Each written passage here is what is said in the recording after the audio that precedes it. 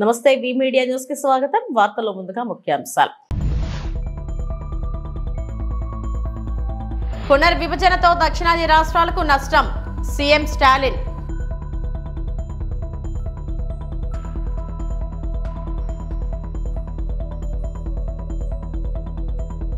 గత ప్రభుత్వంలో గ్రామ పంచాయతీలను పట్టించుకున్న పాపాన పోలేదు, డిప్యూటీ సీఎం పవన్ కళ్యాణ్.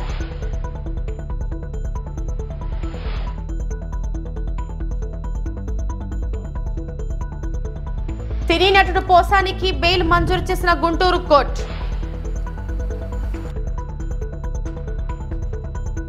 ప్రస్తుత జనాభా ప్రకారం లోక్సభ నియోజకవర్గాల పునర్విభజనతో దక్షిణాది రాష్ట్రాలకు తీవ్ర నష్టం వాటిల్లుతుందని తమిళనాడు సీఎం ఎంకే స్టాలిన్ ఆందోళన వ్యక్తం చేశారు. ఈ ప్రక్రియను ముక్త కంఠంతో వ్యతిరేకించాలని కోరారు. ఈ అంశంపై కేంద్రం ప్రకటనలు గందరగోళానికి తావిచ్చేలా ఉన్నాయని సీఎం స్టాలిన్ అన్నారు. What if we start asking 19% of South India contributes to 36% of GDP. So can the South have 36% representation in Parliament? That could be a radical solution. Why population alone should be the criterion for delimitation? Why not fiscal contribution? Why not development? Why not progress?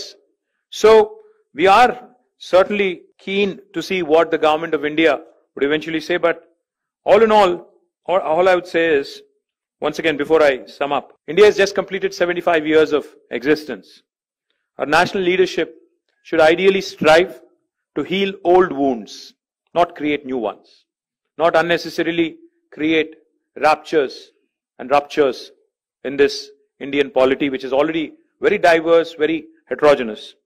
As a renowned scholar and statesman once said, the federal structure of India must ensure that no state, however small or large, feels neglected in governments. You could be Manipur, you could be Uttar Pradesh. You should not feel neglected, or you should not feel left out. That's exactly what we are demanding. And once again, I'd like to repeat, if India truly has to become a superpower by 2047, the order of the day is cooperative federalism, not coercive federalism. Jai Telangana. CM Chandrababu నాయకత్వంలో కూటమి ప్రభుత్వం అధికారంలోకి వచ్చాక అన్ని వ్యవస్థలను పటిష్టం చేస్తున్నామని deputy CM Pawan Kalyan అన్నారు. ఆయన నాయకత్వానికి మనస్ఫూర్తిగా కృతజ్ఞతలు తెలిపారు. కర్నూలు జిల్లా పూడిచెరలో పంటకుంట నిర్మాణానికి పవన్ భూమి పూజ చేశారు. రాష్ట్ర వ్యాప్తంగా 1.55 లక్షల పంట కుంటల నిర్మాణానికి శ్రీకారం చుట్టారు. ఈ సందర్భంగా మాట్లాడుతూ బలమైన అనుభవజ్ఞులైన సీఎం ఉండబట్టే పల్లె పండుగ విజయవంతమైందన్నారు. గెలుపులోనే మనుషులను లెక్కించాం, కష్ట సమయంలో బలంగా నిలబడినందునే విజయం సాధించాం. ఈ విజయం రాష్ట్ర ప్రజలు, యువత, మహిళలకు దక్కుతుంది. కర్నూలు జిల్లాలో 75 కోట్లతో 117 కిలోమీటర్ల సీసీ రోడ్ల నిర్మాణం చేశాం. జాతీయ ఉపాధి హామీ పథకంలో భాగంగా 38% రోడ్ల నిర్మాణం పూర్తయింది. వీటిని నిల్వ చేసుకోగలిగితే ఎలాంటి సమస్యలు ఉండదు. వర్షాలు రాగానే పంట కుంటలు నిండేలా ప్రణాళికలు చేస్తాం. గత ప్రభుత్వంలో గ్రామ పంచాయతీలను పట్టించుకున్న పాపాన పోలేదు, వాటిని పూర్తిగా నిర్వీర్యం చేశారని డిప్యూటీ సీఎం పవన్ కళ్యాణ్ అన్నారు. రాజశేఖర్ గారి కుమార్తె, రాయలసీమ నీటి కోసం ఆయన ఎప్పుడు పోరాటం చేసిన వ్యక్తి. ఆయన మీద ఆయన ఎప్పుడు కలవలేదు, కానీ ఆయన అంటే నాకు అపారమైన గౌరవం. అదే స్ఫూర్తిని, అదే పోరాట పటిమని పుణికి పుచ్చుకున్న వారి కుమార్తె శ్రీమతి బైరెడ్డి సబరి గారికి కూడా నా హృదయపూర్వక నమస్కారాలు. అలాగే గౌరవ నందికొట్కూరు శాసనసభ్యులు శ్రీ జయసూర్య గారికి, కోట్ల అంటే చాలా ఒక రాష్ట్రానికి, ఉమ్మడి ఆంధ్రప్రదేశ్ రాష్ట్రానికి బలమైన వ్యక్తి, బలమైన ముఖ్యమంత్రిగా పనిచేసిన వ్యక్తి, మహానాయకులు కోట్ల విజయభాస్కర్ రెడ్డి గారి కుమారులు, గౌరవ డోన్ శాసనసభ్యులు శ్రీ కోట్ల జయసూర్య ప్రకాష్ రెడ్డి గారికి నా హృదయపూర్వక నమస్కారాలు. అలాగే టీటీడీ బోర్డు సభ్యులు మన కర్నూలు నుంచి మన బల్లెల రాజశేఖర్ గారికి, గౌరవ జిల్లా పరిషత్ చైర్పర్సన్ శ్రీ ఎర్రబోతుల పాపిరెడ్డి గారికి, గౌరవ సర్పంచ్ పూడిచెర్ల శ్రీమతి లలితమ్మ గారికి, గౌరవ ఎంపీటీసీ శ్రీమతి లక్ష్మీదేవి గారికి, శ్రీ జిల్లా కలెక్టర్ రంజిత్ పాషా గారికి, అసలు ఈ కార్యక్రమాన్ని ఒక మాట ఇలా చేద్దాం సార్ అంటే భారతదేశం ఎంత గొప్పది అనడానికి, ఎక్కడో బీహార్లో పుట్టి బీహార్లో చదువుకొని ఆంధ్రప్రదేశ్కి సేవలు చేస్తున్న ఐఏఎస్ అధికారి, సీనియర్ ఐఏఎస్ అధికారి, ముఖ్య కార్యదర్శి శ్రీ శశిభూషణ్ కుమార్ గారికి, పంచాయతీరాజ్ శాఖ ముఖ్య కార్యదర్శి గ్రామీణాభివృద్ధి మరి గ్రామీణ నీటి సరఫరా ముఖ్య కార్యదర్శి వారికి నా హృదయపూర్వక నమస్కారాలు. భారతదేశం ఎంత గొప్పది అంటానికి, ఎంత మమేకమైంది అంటానికి శశిభూషణ్ గారి నిదర్శనం. బీహార్లో పుట్టి పెరిగి ఆంధ్రప్రదేశ్కి సేవలు చేసే ఒక బలమైన అధికారి. వారికి నా ప్రత్యేకంగా నా ధన్యవాదాలు తెలియజేసుకుంటా ఉన్నాను. అలాగే ఆంధ్రాలో పుట్టి ఆంధ్రాలో చదువుకొని ఎక్కడో కేరళలో, దూరంగా ఉన్న కేరళలో ఐఏఎస్ ఆఫీసర్గా ఎదిగి ఆంధ్రప్రదేశ్కి ఏదైనా చెయ్యాలి అని చెప్పి 2019లో నాకు అభిమానిగానే కాదు, ఆయన రాష్ట్రానికి సేవ చేయాలనే ఒక ఐఏఎస్ అధికారిగా కృష్ణతేజ్ గారికి మనస్ఫూర్తిగా నా కృతజ్ఞతలు. ఈ రోజున మనం రోడ్లు అంటే ఇద్దరు కీలకమైన వ్యక్తులు, ఒకళ్ళు శశిభూషణ్ గారు అయితే ఇంకోళ్ళు కృష్ణతేజ గారు. ఎందుకంటే ఈరోజు మనం పల్లె పండుగ కార్యక్రమం చేసిన, జాతీయ ఉపాధి హామీ పథకాలు చేస్తున్నాం, రోడ్లు వేస్తున్నా, దీనికి ఇద్దరు పూనుకున్నారు బలంగా. నేను ఒక మాట చెప్పగలను, నేను ఒక పాలసీని ప్రవేశపెట్టగలను. కానీ కృష్ణతేజ గారు కానీ శశిభూషణ్ స్వగ్రామాల్లోనే, సొంత గ్రామాల్లోనే ఉపాధి కల్పించగలిగాం. రూపాయలని 25,000కి పెంచాం. 1 మిలియన్ క్యూబిక్ ఫీట్ నీటి నిల్వ చేసేందుకు వీలు ఉంటుంది. ఇది ప్రకాశం భూగర్భ జిల్లాలను పెంచుకోవడంతో పాటు ఉంది రైతులకి. గత వైసీపీ ప్రభుత్వంలో మంచినీటి పథకాలకు నిధులు లేవు. పాలకొల్లు మండలం లంకలకోడేరు గ్రామ మంచినీటి సరఫరా పథకం వద్ద 1.93 కోట్లతో చేపట్టనున్న రక్షిత మంచినీటి సరఫరా పథకం వసూలుకు మరియు 55 లక్షలతో చిన్నపేటలో మంచినీటి పథకాలకు శంకుస్థాపన చేసిన సందర్భంగా మంత్రి డాక్టర్ నిమ్మల రామానాయుడు మీడియాతో మాట్లాడారు. జల జీవన్ మిషన్ కి సంబంధించినటువంటి పనులకి రాష్ట్ర ప్రభుత్వంగా తన వాటా కూడా కట్టనటువంటి స్థితిలో మరి ఆ నిధులన్నీ కూడా నిర్వీర్యం అయిపోయినటువంటి పరిస్థితి. కేంద్రం ఇచ్చినటువంటి జల జీవన్ నిధులు కూడా పక్కదారి పట్టించినటువంటి పరిస్థితిలోనే ఈరోజు ఈ రాష్ట్రానికి ఇన్ని కష్టాలు, నీటి కష్టాలు వచ్చాయి. మళ్లీ ఈ రోజు చంద్రబాబు నాయుడు గారు, పవన్ కళ్యాణ్ గారు, నరేంద్ర మోడీ గారితో మాట్లాడి మళ్లీ 2027 వరకు కూడా ఈ జల జీవన్ మిషన్ ని ఎక్స్టెన్షన్ చేయడం ద్వారా ఈవేళ ఈ రాష్ట్రానికి ఈ యొక్క త్రాగునీరు కోసం ఈ బెనిఫిట్స్ కలుగుతున్నాయన్న విషయాన్ని కూడా ప్రజలు గుర్తించాలని చెప్పి కూడా మీ ద్వారా అందరికీ కూడా తెలియజేసుకుంటూ, ఈవేళ ఏదైతే మనం దళిత మరి ఓడలో ఉన్నాం, ఎస్సీ పేటలో మనం ఉన్నాం, నిజంగా ఇక్కడ కనీసం త్రాగడానికి మంచినీళ్లు లేవని మరి ఇక్కడ ఉన్నటువంటి మహిళలు పెద్ద ఎత్తున మమ్మల్ని అడిగినటువంటి పరిస్థితి. మరి ఇటువంటి మహిళలు, అందులో కూడా ఎస్సీస్, మరి వాళ్లకు కూడా మరి కనీసం మంచినీళ్లు ఇవ్వకుండా గత 5 సంవత్సరాల్లో ఇబ్బంది పెట్టేటువంటి పరిస్థితి.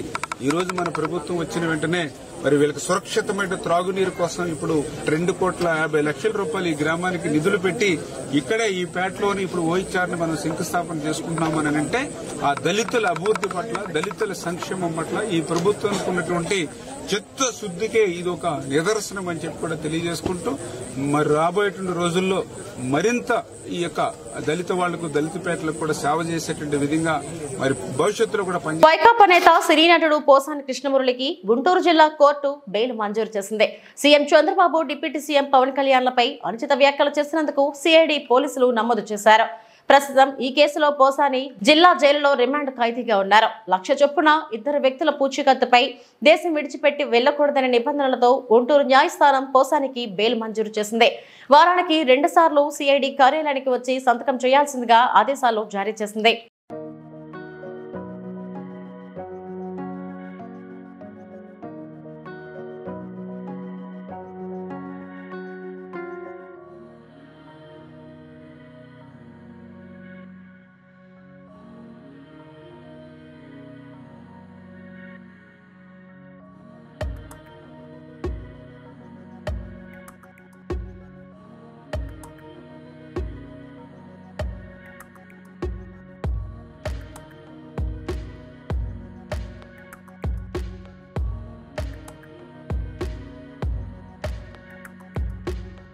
పరవాడ మండలం కలపాక పంచాయతీ మూల స్వయంవరం గ్రామాన్ని వెంటనే సురక్షితమైన ప్రాంతానికి తరలించాలని సిపిఎం జిల్లా కార్యదర్శి జి కోటేశ్వరరావు డిమాండ్ చేశారు.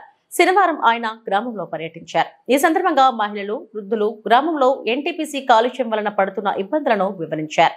ఈ సందర్భంగా కోటేశ్వరరావు మాట్లాడుతూ, మూల స్వయంవరం గ్రామం అత్యంత కాలుష్యకారకమైన గ్రామంగా ఉందని, వెంటనే తరలించడానికి రాష్ట్ర ప్రభుత్వం చర్యలు చేపట్టాలని ఆయన డిమాండ్ చేశారు.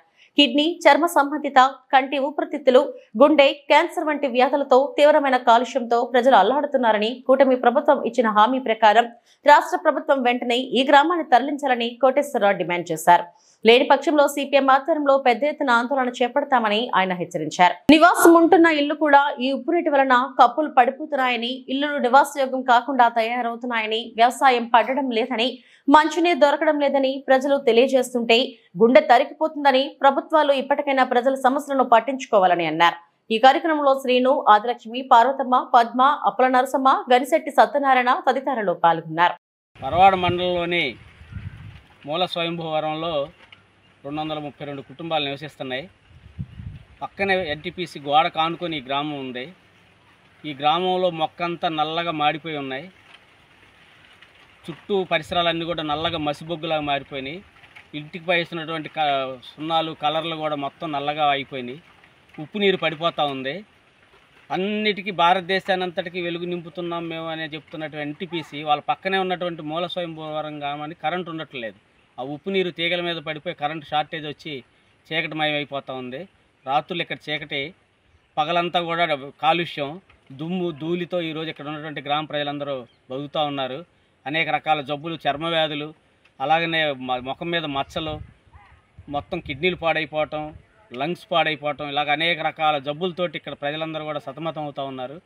ఇంత జరుగుతున్న అధికారులు, ఎమ్మెల్యేలు, అందరూ మంత్రులు వస్తున్నారు, పోతున్నారు, మీ గ్రామాన్ని తరలిస్తాం, మీకెందుకు మమ్మల్ని గెలిపించండి అని చెప్పి మొన్న ఎలక్షన్లో కూడా చెప్పారు. ఇంత తీరా గెలిచిన తర్వాత ఇక్కడ ఈ ఊరు పట్టించుకున్న నాదుడే లేడు. సిపిఎం పార్టీగా ఈ ప్రజా చైతన్యయాత్రలో భాగంగా మేము ఈ గ్రామంకి వచ్చాం. మొత్తం గ్రామంలో ఉన్నటువంటి పరిస్థితులన్నీ కూడా పరిశీలించడం జరిగింది. చాలా దారుణమైన పరిస్థితులు ఈ కుటుంబాలు ఇక్కడ బతుకుతూ ఉన్నాయి. తక్షణం ఈ గ్రామంలో ఉన్నటువంటి ప్రజలకి నష్టపరిహారం చెల్లించి గ్రామాన్ని తరలించి ఇక్కడ పంటలు నష్టపోయిన వాళ్ళకి, మొక్కలు నష్టపోయిన వాళ్ళందరూ కూడా నష్టపరిహారం చెల్లించాలని చెప్పి సిపిఎం పార్టీగా డిమాండ్ చేస్తున్నాం.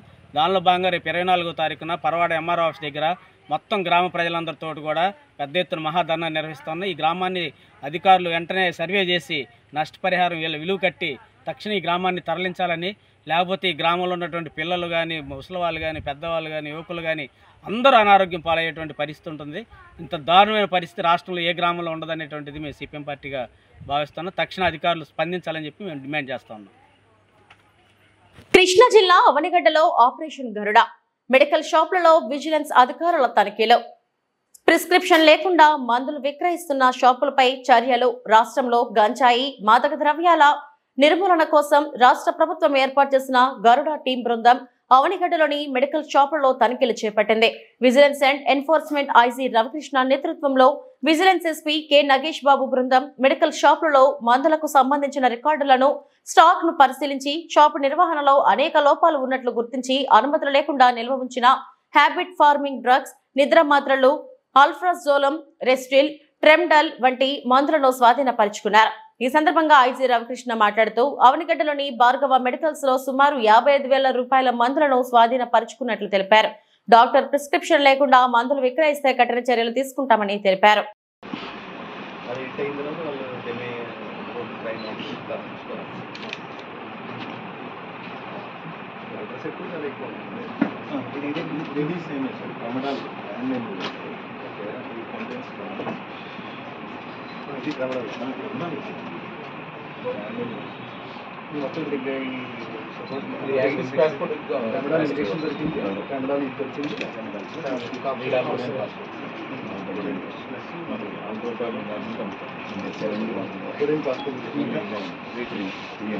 కర్నూలు జిల్లా మధ్యకర మండలం పెరవలి గ్రామంలో వెలిసిన శ్రీ రంగనాథ స్వామి ఆలయంలో శుక్రవారం ఆదాయం హుండీ లెక్కింపు పర్యవేక్షణాధికారి దేవాదాయ శాఖ వెంకటేష్ ఆధ్వర్యంలో హుండీ లెక్కింపు నిర్వహించారు. శ్రీ రంగనాథ స్వామి 2025 వార్షిక బ్రహ్మోత్సవాలను పురస్కరించుకుని తాత్కాలిక, శాశ్వత హుండీ, సేవా టికెట్స్ మరియు శ్రీ స్వామివారి చదివింపులు చేపట్టిన హుండీ లెక్కింపు ద్వారా 21,25,673 రూపాయలు వచ్చినట్లు ఆలయ కార్యనిర్వహణాధికారి వీరయ్య తెలిపారు.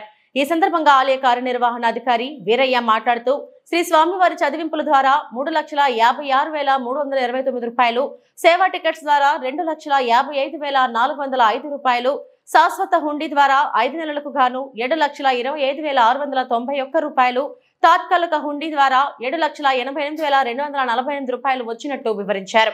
2025 వార్షిక బ్రహ్మోత్సవాల సందర్భంగా శ్రీ రంగనాథ స్వామి దేవస్థానంకు 21,25,673 రూపాయలు ఆదాయం వచ్చిందని కార్యనిర్వహణాధికారి వీరయ్య తెలిపారు. కార్యక్రమంలో గ్రామ ప్రజలు, శ్రీ రంగనాథ స్వామి సేవా సమితి పెరవలి వారు, శ్రీ బ్రహ్మరాంబిక సేవా సమితి వారు, అర్చకులు, రంగస్వామి పోలీస్ సిబ్బంది, బ్యాంక్ సిబ్బంది పాల్గొన్నారు.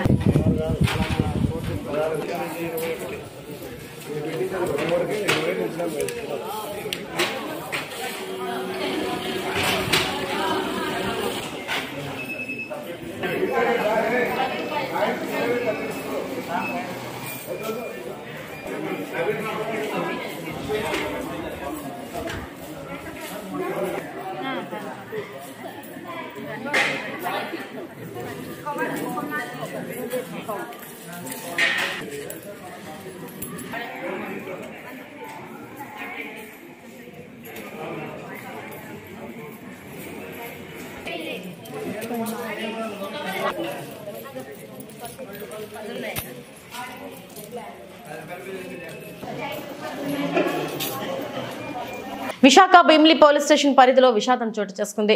భీమిలి కృష్ణ కాలనీ గొల్లలపాలెం ప్రాంతంలో రాజేశ్వరి అనే వివాహిత ఆత్మహత్య చేసుకుంది. 3 రోజుల క్రితం ఎదురింటిలో ఉంటున్న గుడ్డాల ఉజ్వల అనే మహిళకి పొరపాటున మిస్ కాల్ ఇచ్చిన మృతురాలు రాజేశ్వరి మిస్డ్ కాల్ ఎందుకు ఇచ్చావంటూ అనుమానంతో పలుమార్లు నిలదీసిన ఉజ్వల పదే ఫోన్ చేసి నానా దుర్భాషలాడిందని, పలు విధాలుగా ఒత్తిడి చేయడంతో మానసికంగా కృంగిపోయి రాజేశ్వరి ఆత్మహత్య చేసుకుందని బంధువులు ఆరోపిస్తున్నారు. ఆత్మహత్య చేసుకోవడానికి కారణమైన గుడ్డాల ఉజ్వల, ఆమె భర్త సురేష్లను తక్షణమే అరెస్ట్ చేయాలని భీమిలి స్టేషన్ ముందు ఆందోళన చేపట్టారు మృతురాలి బంధువులు. వారిని అరెస్ట్ చేయని పక్షంలో మార్చి నుండి మృతదేహాన్ని తరలించమని స్టేషన్ ఎదుట ఆందోళన కొనసాగిస్తామని తెలిపారు. మా కోడలు ఏది జరిగింది ఆ అమ్మాయి టార్చర్ పెట్టిందట అలా ఇంత ఉంటుందని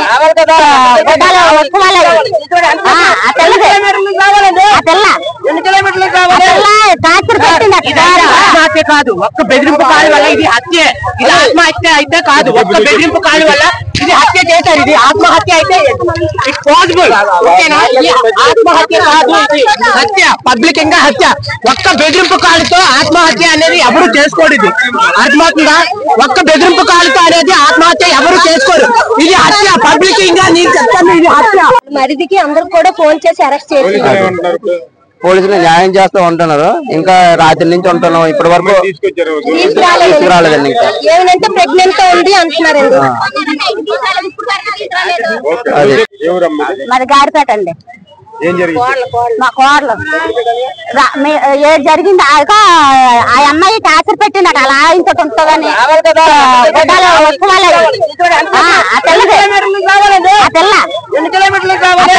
టార్చర్ పెట్టిందట కాదు. ఒక్క బెదిరింపు కాడి వల్ల ఇది హత్య, ఇది ఆత్మహత్య అయితే కాదు. ఒక్క బెదిరింపు కాడి వల్ల ఇది హత్య చేశారు. ఇది ఆత్మహత్య అయితే ఇట్స్ పాసిబుల్.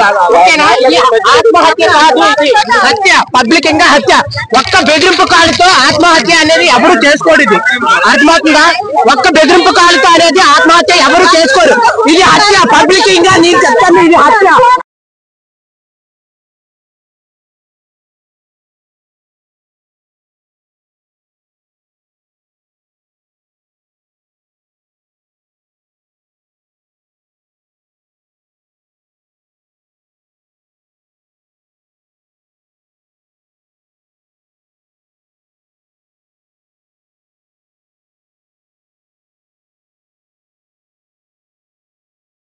శ్రీ శ్రీ శ్రీ నూకాలమ్మ తల్లి పండుగ మహోత్సవంలో గౌరవ స్పీకర్ చింతకల్ల అయ్యన్న పాత్రుడు సారథ్యంలో అంగరంగ వైభవంగా జరగనున్నాయి. నర్సీపట్నం అబిద్ సెంటర్ లో వేంచేస్తున్న నూకాలమ్మ తల్లి ఆలయంలో శనివారం జరిగిన సమావేశంలో కౌన్సిలర్ చింతకల్ల రాజేష్ ఆధ్వర్యంలో ఉత్సవ కమిటీని ఎన్నుకున్నారు. ఉత్సవ కమిటీ చైర్మన్ గా కోరుప్రోలు శ్రీను, సభ్యులుగా దాడి శ్రీను, దాబా శ్రీను, ఎం అప్పలరాజు, సబ్బవరపు వెంకట సత్యనాగేశ్వరరావు, తాతానాయుడు, రుతుల చిన్న తదితరులు హాజరయ్యారు.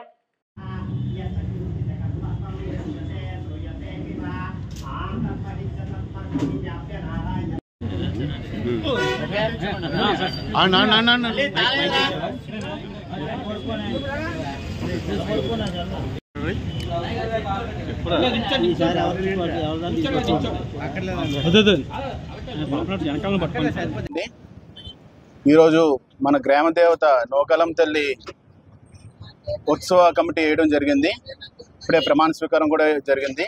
అలాగే కొత్త కమిటీ చైర్మన్గా కురుపల్లి శ్రీనివాసరావు గారిని ఎంపిక చేయడం జరిగింది.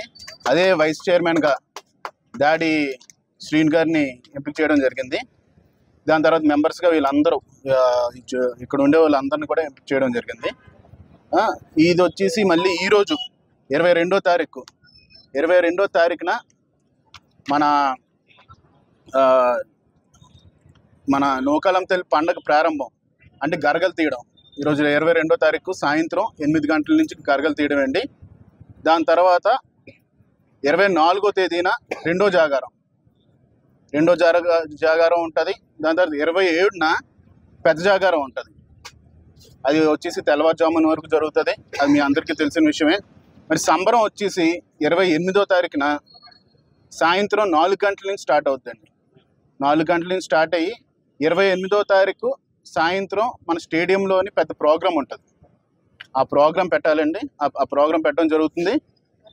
దాని తర్వాత 27న ఒక బుర్ర కథ మన నూకాలం తల్లి గుడెదురుగా ఒక స్టేజ్ షో ఉంటుందండి. దాని తర్వాత వచ్చేసి ఇది ఇలాగా ఉండగా మళ్ళీ బాణసంచ కార్యక్రమం కూడా ఉంటుంది 28వ తారీఖున. ఇలాగా ప్రతి ఇది కూడా ఘనంగా జరగాలని చెప్పేసి దానికి వచ్చేసి కమిటీ మెంబర్లు కరెక్ట్గా చేస్తారని ఆశిస్తూ గ్రాండ్గా చేయాలని చెప్పేసి కోరుకుంటున్నాను. అదేవిధంగా ఇది మన గ్రామ దేవత కాబట్టి ప్రతి ఒక్కరు కూడా మన జాతరలోని పాల్గొపడాలి.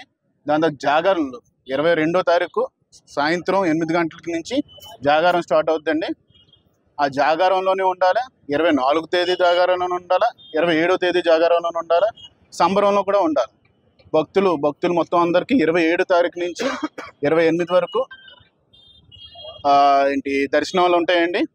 ప్రతి ఒక్క భక్తులు కూడా వచ్చేసి ఈ తల్లివారి దర్శనం చేసుకోవాలని కోరుకుంటున్నా. ఇంకోటి 27వ తారీఖు వచ్చేసి మనకి ఇక్కడ మెడికల్ క్యాంప్ అరేంజ్ చేసాం. అలాగే పోలీసుని కూడా అరేంజ్ చేసాం. దాని తర్వాత పోలీస్ మొత్తం సిబ్బంది కూడా ఇక్కడే ఉంటుంది. 27, 28 మొత్తం అంతా చూసి మొత్తం అంతా ఏ కష్టాలు రాకుండా వాటర్ ప్యాకెట్స్, మజ్జిగ ప్యాకెట్లు, పులిహోర ఇవన్నీ కూడా మేము ఏర్పాటు చేయడం జరిగిందండి. ఇవన్నీ కూడా ప్రసాదాలు కూడా తీసుకొని మీరు ఆదోని మండలం హానవాలు గ్రామంలో సిపిఎం పార్టీ చేపట్టిన ప్రజా చైతన్య యాత్రలో భాగంగా ఈ రోజు గ్రామంలో గ్రామ ప్రజలను సమస్యలు అడిగి తెలుసుకున్నారు. ఈ సందర్భంగా సిపిఎం పార్టీ మండల కార్యవర్గ సభ్యులు బి వీరారెడ్డి, జె రామాంజనేయులు, మండల కమిటీ సభ్యుడు భాషలు మాట్లాడుతూ గత 20 సంవత్సరాల క్రితం మట్టి వేసి రెడీ చేసినటువంటి ఆ యొక్క దారిని ఇప్పటి వరకు బాగు చేయకపోవడం చాలా దురదృష్టకరమని, ఆ రోడ్డు వెంబడి సుమారు 350 ఎకరాల వరకు ఉన్నాయి. ఆయకట్టు దారి వెంబడి పండించిన పంటను తీసుకురావడానికి, అదేవిధంగా పంటకు అవసరమయ్యే ఎరువులు, వ్యవసాయానికి సంబంధించినటువంటి పరికరాలు తీసుకోవడానికి చాలా ఇబ్బందికరంగా ఉందని, అన్నపోయే సమయంలో ఆటో ట్రాక్టర్లు బోల్తపడిన సందర్భాలు కూడా ఉన్నాయన్నారు. బాగు చేయాలని సిపిఎం పార్టీకి ఎన్నోసార్లు విన్నవించుకున్నా అధికారుల దృష్టికి తీసుకొచ్చినా పట్టించుకునే పరిస్థితి లేదు. కాబట్టి ఖచ్చితంగా ప్రభుత్వం పాలకులు దీనిపై శ్రద్ధ వహించి ఆయకట్టు దారి బాగు చేయాలని కోరారు. విద్యార్థికి మేము 15,000 రూపాయలు ఇస్తామని చెప్పారు. ఎంతమంది పిల్లలు ఉంటే అంతమంది పిల్లలకు అమ్మఒడి ఇస్తామని చెప్పారు. రైతు భరోసా సకాలంలోనే మేము వచ్చిన వెంటనే కూడా ఇస్తామని చెప్పారు. అదే సూపర్ 6 పథకాలు అనేక రంగాల్లో మీరు ఇస్తామని చెప్పి మీరు చెప్పారు. మరి ఈరోజు ఏం చేస్తూ ఉన్నారు? ఒక్క పథకం అంటే ఒక పథకం కూడా అమలు కాలే ఈరోజు. మరి ఏ పథకాలు అమలు చేస్తూ ఉన్నారు మీరు? సంవత్సరం దాటిపోయింది, 1,20,000 కోట్లు అప్పు తెచ్చారు. ఆ 1,20,000 కోట్లు కూడా ఈరోజు ప్రజలకు చెప్పాల్సిన బాధ్యత మీ మీద ఉందని చెప్పేసి మేము అడుగుతా ఉన్నాం. ఒక్క సంవత్సరం లోపలే 1,20,000 కోట్లు అప్పు చేస్తే ఇంకా 4 సంవత్సరాల్లో మీరు ఎన్ని లక్షల కోట్లు అప్పు చేస్తారని చెప్పేసి మేము అడుగుతా ఉన్నాం. ఇప్పటికైనా కూడా ఆ 1,20,000 కోట్లు తెచ్చిన తర్వాత ఏదైనా ప్రజలకి ఏదైనా సమస్యలు పరిష్కారం చేశారా? లేదు. ఎక్కడ సమస్యలు అక్కడే ఉన్నాయి. సీసీ రోడ్లు అడగడం లేదు, డ్రైనేజ్ సమస్య అడగడం లేదు. ఆ డ్రైనేజీలు అంటే ఎప్పుడు తీస్తారో కూడా తెలియదు. ఆ మురికి నీరు బట్టి, పురుగులు బట్టి, వాసనకి ప్రజలు ఎక్కడ ఉండలేకపోతా ఉన్నారు. మరి ఆ సమస్యలు ఎప్పుడు తీస్తా ఉన్నారు మీరు? కనీసం పంచాయతీ కార్మికులను పెట్టి వాళ్ళకి కనీసం వేతనాలు ఇచ్చి ఈ సమస్యల పరిష్కారం చేసే కూడా మీతో చేత కావడంలే. అందుకనే రాబోయే రోజుల్లో ఒకటే చెప్తా ఉన్నాం, మీరు ఈ సమస్యలన్నీ పరిష్కారం చేయకపోతే కలెక్టర్ ఆఫీసులు ముట్టడిస్తాం, అవసరమైతే సబ్ కలెక్టర్ ఆఫీసులు కూడా ముట్టడిస్తాము. మీకు ఇదే మేము హెచ్చరిస్తా ఉన్నాం కూటమి ప్రభుత్వానికి. ఒక ఆయన పవన్ కళ్యాణ్ ఆయన ఉన్నాడు, ఉప ముఖ్యమంత్రి, అందరికీ తెలుసు ఆయన గురించి. ఆయన పూనకం వచ్చినప్పుడు ఆ ఊ అని ఎగలాడుతూ ఉంటాడు. ప్రజల సమస్యలు ఏమైనా పడతాయంటే ప్రజల సమస్యలు ఎక్కడ పట్టడంలే. ఈరోజు రేపు మన ఆదోనికి వస్తా ఉన్నాడు ఆయన. మరి ఏం చెప్తా ఉన్నాను? ఉపాధి హామీ చట్టం నీ చేతిలోనే ఉంది, ఉపాధి హామీ పని అంతా నీకే అప్పచెప్పారు. మరి ఈ రోజు వరకు 12 వారాలు అయితే కూడా ఇప్పుడు వరకు ఉపాధి కూలీలకి బిల్లులు పడలేదు. మరి మీరు ఏం చేస్తా ఉన్నాను ఉప ముఖ్యమంత్రిగా ఉండి? ఆ రోజు ఏం చెప్పావు? చదువుకున్నటువంటి నిరుద్యోగులకి నెలకి 3,000 రూపాయలు వృత్తి ఇప్పిస్తామన్నావు. ఈ రాష్ట్రంలో ఉన్నటువంటి యువకులకంతా 20 లక్షల ఉద్యోగాలు ఇస్తామని చెప్పావు. ఈ రోజు వరకు ఈ అనువాడ గ్రామంలో కనీసం ఒక ఉద్యోగం అని ఇచ్చావా? ఈ ఆదోని మండలంలోనైనా ఒక ఉద్యోగం అని ఇచ్చావా అని మేము ఈరోజు సిపిఎం పార్టీకి అడుగుతా ఉన్నాం. అందుకని అయ్యా ఉప ముఖ్యమంత్రి గారు, ఈ కూటమి ప్రభుత్వంలో ఉన్నటువంటి ముఖ్యమంత్రులు అందరూ కూడా మీరు తెలియాల్సింది ఒకటే, ఈరోజు ప్రజల సమస్యలు మీకు పట్టడం లేదు, మీ సొంత ప్రయోజనాల కోసమే ఈరోజు ముందుకు పోతా ఉన్నారని చెప్పి మేము సిపిఎం పార్టీగా భావిస్తూ ఉన్నాం. రాబోయే రోజుల్లో ఇట్లాంటివి మానుకోండి, లేకపోతే గనక గత ప్రభుత్వానికి పట్టినటువంటి గతి మీకు కూడా పడుతుందని చెప్పేసి హెచ్చరిస్తా ఉన్నాం. అందుకనే ఈ కార్యక్రమాలన్నీ కూడా సిపిఎం పార్టీ ఇవి ఇప్పటివరకు నా బులెటిన్ అప్డేట్స్. నమస్తే.